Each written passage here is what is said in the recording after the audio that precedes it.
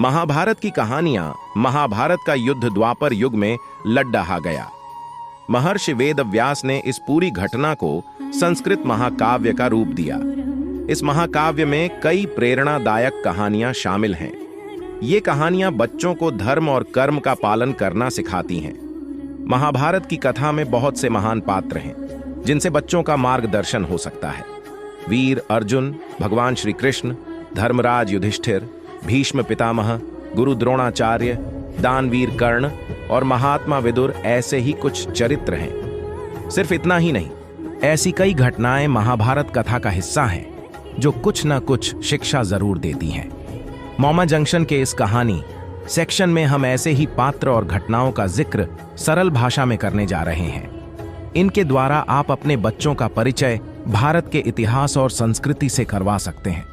श्री कृष्ण की देखरेख में अर्जुन ने जितने भी निर्णय लिए वो विवेक और बुद्धि का इस्तेमाल करने के अच्छे उदाहरण हैं। कृष्ण अर्जुन संवाद सुनने से बच्चों में निर्णय लेने की क्षमता का विकास हो सकता है। महाभारत की कथा में श्री कृष्ण के चरित्र की मदद से आप अपने बच्चों में भगवान के प्रति आस्था पैदा कर सकते हैं। तो चलिए महाभारत की कहानियों की मदद से शांत करते हैं बाल मन की जिज्ञासा। चलिए आज सुनते हैं परीक्षित के जन्म की कहानी। परीक्षित के जन्म की कथा महाभारत के युद्ध के समय की है। जब द्रौपदी को इस बात की जानकारी मिली कि अश्वत्थामा ने उसके 5 बेटों की हत्या कर दी है, तो उसने अनशन करने की ठान ली।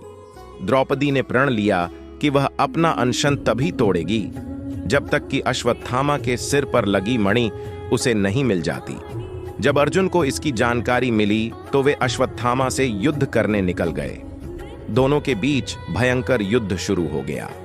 अर्जुन को मौत के घाट उतारने के लिए अश्वत्थामा ने अपना ब्रह्मास्त्र निकाला। यह देख अर्जुन ने भी अपना बचाव करने के लिए ब्रह्मास्त्र का प्रयोग किया। तभी वहां नारद और ऋषि व्यास पहुंचे और उन्होंने ब्रह्मास्त्र का इस्तेमाल करने से मना किया। इसके बाद अर्जुन ने अपना ब्रह्मास्त्र वापस कर लिया, लेकिन अश्वत्थामा ने ऐसा नहीं किया। दरअसल अश्वत्थामा 5 पांडवों के कुल को नष्ट करना चाहता था। इसलिए उसने अपने ब्रह्मास्त्र की दिशा बदलकर अभिमन्यु की पत्नी, जो कि गर्भवती थी, उसकी ओर कर दिया। इस पर भगवान कृष्ण ने कहा, अभिमन्यु की पत्नी उत्तरा को परीक्षित नामक बेटे के जन्म का वरदान मिला है, इसलिए वह जरूर जन्म लेगा। अगर वह मरा हुआ भी पैदा हुआ तो मैं खुद उसे जीवन दान दूंगा और वह बड़ा होकर एक महान सम्राट बनेगा, जबकि तुम 3000 वर्ष तक इस पाप को ढोते रहोगे। साथ ही हमेशा तुम्हारे खून से बदबू आते रहेगी और वह ऐसे ही बहता रहेगा। यही नहीं, तुम हर प्रकार के बीमारियों से घिरे रहोगे। इसके बाद अर्जुन ने अश्वत्थामा को रस्सी में बांधा और द्रौपदी के पास ले आया। अश्वत्थामा की हालत देखकर द्रौपदी को दया आ गई और उसने अर्जुन से उसे छोड़ने की अपील की, मगर भगवान कृष्ण ने ऐसा नहीं होने दिया और उन्होंने अर्जुन को आदेश दिया कि उसके सिर से मणि निकाल ले और द्रौपदी को दे दे। इधर ब्रह्मास्त्र के गर्भ में जाते ही उत्तरा को तेज दर्द होने लगा। यह देख भगवान कृष्ण ने अपना छोटा रूप धारण किया और उत्तरा के गर्भ में दाखिल हो गए। कृष्ण का छोटा रूप एक अंगूठे के बराबर ही था। वे शंख, चक्र, गदा और पद्म सब कुछ धारण किए हुए थे। उत्तरा के गर्भ में अश्वत्थामा द्वारा छोड़े गए ब्रह्मास्त्र की आग को शांत कर रहे थे।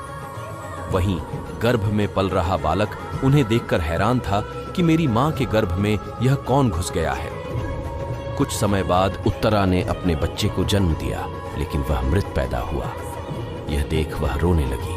उसने भगवान कृष्ण से कहा, ये नारायण, आपने तो कहा था कि मेरा बेटे पर ब्रह्मास्त्र का असर नहीं होगा और वह जीवित ही पैदा होगा। वह सालों तक अमर होकर राज करेगा, लेकिन यह तो मरा पड़ा है। इसे जीवित करने की कृपा करो प्रभु।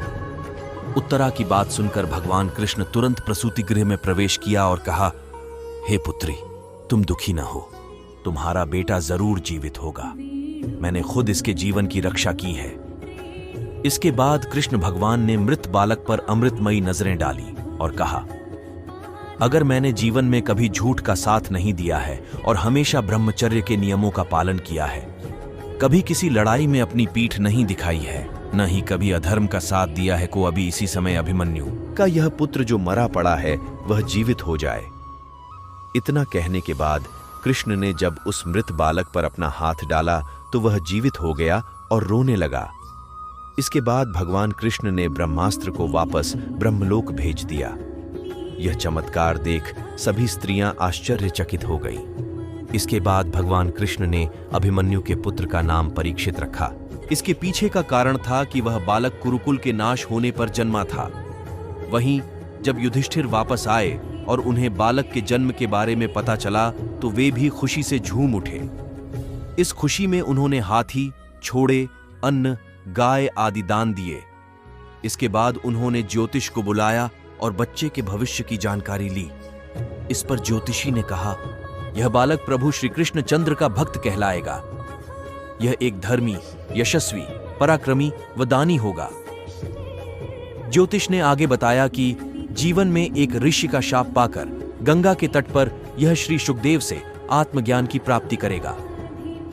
ज्योतिष की बात सुनकर युधिष्ठिर खुश हुए और उन्हें दक्षिणा देकर वहां से विदा कर दिया। इस कहानी से हमें यह सीख मिलती है कि कभी भी किसी कार्य को छल कपट के साथ नहीं करना चाहिए। इससे हमारा बुरा ही होता है।